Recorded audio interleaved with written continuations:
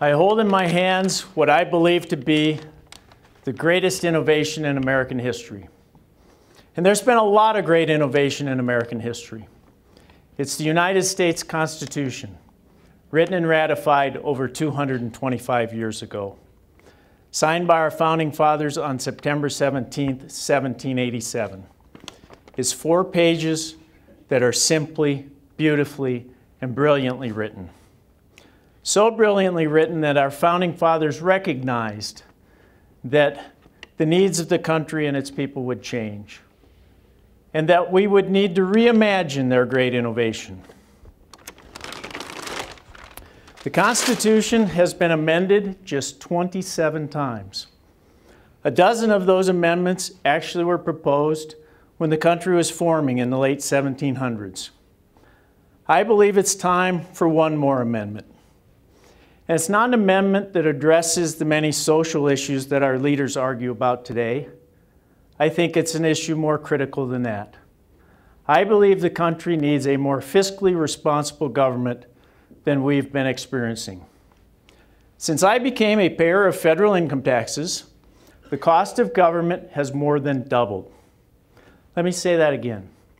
Since I became a payer of federal income taxes just over 30 years ago, the cost of government has more than doubled. What was $1 then is $2 today, in real terms, with no recognition of any effects for inflation. Now that might have been okay, but during that same period of time, Congress failed to have us pay for that increased government, so that the federal debt has increased by 15 times what it was when I paid my first dollar of federal income tax. Now that's been a bit of a chronic problem for Congress. During my lifetime, there have been just 6 years when the total receipts of the federal government exceeded the total outlays. Just 6 years. If I live to be 85, and I really hope to, it is very unlikely there will be even 10 years during my entire life that the federal government wasn't required to borrow money to meet its obligations. So where has that put us? Today, the federal debt stands at over $17 trillion, and it's growing every second. Now, there are a lot of reasons for this, some of them good, some of them not so good. And our politicians and the economists who support them will reassure us that America can handle that much debt, that as a percent of gross domestic product, it's really not that bad. And as a percent of GDP, historically, it's been higher than that. You know, it's also not all public debt. Some of it's intragovernmental debt, and that's different. And by the way, we can afford the interest in our budget on that big debt. They tell us we're okay, not to worry. But it's very difficult for me to sort out what they tell us. So it makes me worry. And I worry because I think about it in a more simple way. If we take that $17 trillion in debt and we assign it to every man, woman, and child in America today, some 320 million of us, then each of us is responsible for over $50,000. Now, some of you may be thinking, well, that doesn't sound so bad. Well, let's talk about that.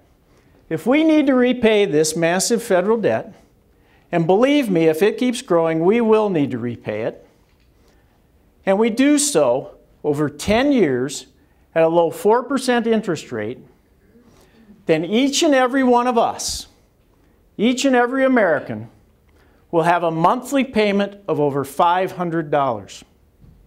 For a family of 4, that's over $24,000 a year in new federal taxes for 10 years. Now, I think many of you right now are thinking, that guy's crazy. That ain't happening. Well, I agree. It is crazy, and it ain't happening.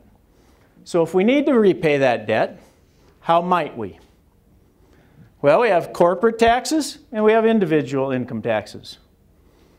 Today, there's a lot of chatter that our corporate taxes are just too high, that it's stifling the growth in our economy. Cross that off our list. What's left? Individual income taxes. The top 20% of individual tax returns filed in America today pay the majority of our income taxes that are collected by our government. So it seems pretty likely if we need to repay this debt, we'll go to those folks. Well, if we assign each of those taxpayers their share of that federal debt, then every one of them is responsible for over $500,000 in federal debt. That is a lot of money. And remember, these are the same folks that are paying the majority of our individual income taxes, and we're still not fully funding our government. It is time for that to change. It is time for this country to pass the 28th Amendment to the United States Constitution that will require Congress to only propose and authorize balanced budgets. Now let's talk about what an amendment might look like. The first section that I believe is likely will read something like this. Within 7 years of the ratification by 3/4 of the states, Congress shall only propose and authorize balanced budgets. Now the point of this slide is we didn't get into this situation overnight, and in order to responsibly correct our course, Congress is going to need some time to figure out how to manage our affairs better. The second section that I would recommend is that Congress only do the hard work of budgeting every other year, and that in the odd-numbered years, they propose and authorize our budgets so that in the even-numbered years, they can run for re-election and we can assess the job they're doing for us and whether we want to continue to employ them. Now, it is true that there are times in this country when it really makes great sense for the government to spend more money than it's taking in. So any responsible and prudent balanced budget amendment will have an out for Congress. This out will read something like this, that Congress may on occasion and with good reason authorize an unbalanced budget by a vote of 3/5 of both houses of Congress. So when the balanced budget amendment is put in place, Congress will have two primary ways to comply. They can contain spending and they can increase revenues, probably through increased taxes. I'm deeply concerned that Congress would choose not to do the hard work of prioritizing the spending, but instead will look unevenly towards taxes. So let's talk about our Uncle Sam and tax fairness. Now, each of you received at the table an envelope. Take a moment, there's 4 quarters in it, $1 US. It's your payment for attending this TEDx event.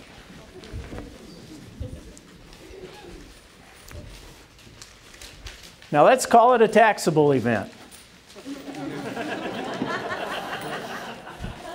So, how much money do you think you should share with your Uncle Sam?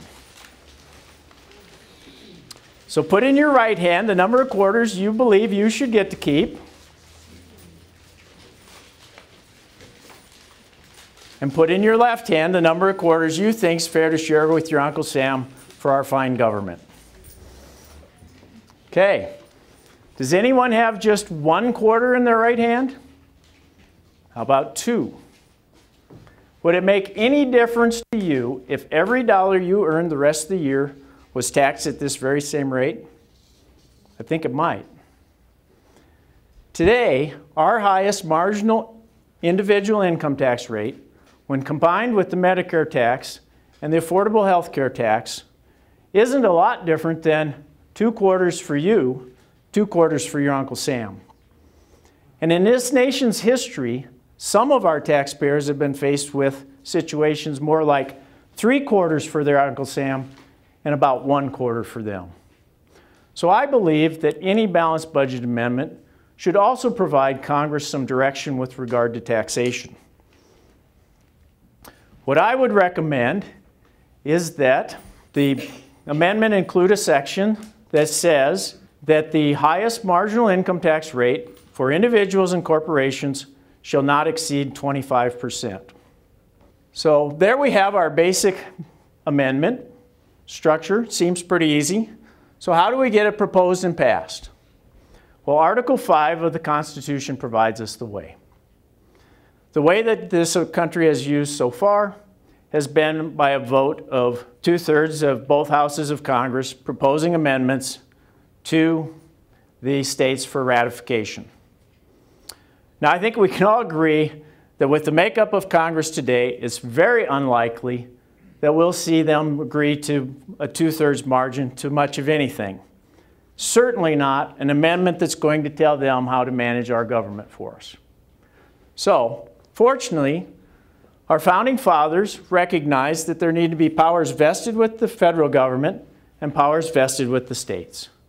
And in Article 5, they provided the states a way to propose amendments. And so what we have in the Constitution is language that says, Congress, when 2/3 of the states have made application for it to do so, shall call a convention for the proposing of amendments. In this case, the proposing of an amendment to balance the budget on a regular basis. So we now have a convention that can be called.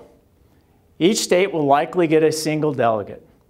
I believe that delegate should be the state's governor, its CEO. Governors are used to making tough choices. Many of them already are required to balance their state budgets. Like our founding fathers, they know each other. They work together in regional and national governors associations. And as a bonus, there's a reasonable balance between Democrats and Republicans at any point in time. So we should be able to get the compromise in drafting a language for an amendment that will be long-lasting and beneficial for this country. Now, in recognition of the significant historical nature of the convention, I think Congress should also call the convention in the city of Philadelphia in the month of September, so that our governors can come together just like our founding fathers did and do the work in improving our Constitution so that it is the bedrock of this great country for years to come. So there we have our amendment. We have our way to propose it and pass it. So at this point, some of you in the last 10 minutes or so have probably been thinking, fiscal responsibility of government, constitutional amendments, not my thing. What you've probably been wondering is, why does he have these boxes up here? Well, let's answer that question. The Internal Revenue Code is over 3,000 pages in length. It's complicated and it's complex. It's so complex that the CCH, Standard Federal Tax Reporter, a service utilized by tax preparation professionals to prepare our taxes, requires some 75,000 pages to explain to us how our tax system really works. 75,000 pages. That's what's represented by these 15 copier paper boxes. Congress, the IRS, and our courts have given us a hugely complex tax system, and it's still not capable of collecting the money needed to pay for the government that they believe we want. It's time for that to change. It's time for Americans to speak up. It's time for us to do what has been done many times in this country, to come together with like minds, to create a movement that I would call the balancers. Balancers are a bipartisan movement. It's people like myself who believe that government should be paid for when it's delivered, that it's wrong to routinely mortgage our future for benefits today. It's time for us to be like our founding fathers, to be bold, to be brave, to be balanced. It is time to pass the 28th Amendment to the United States Constitution so this country can remain as great tomorrow as it is today.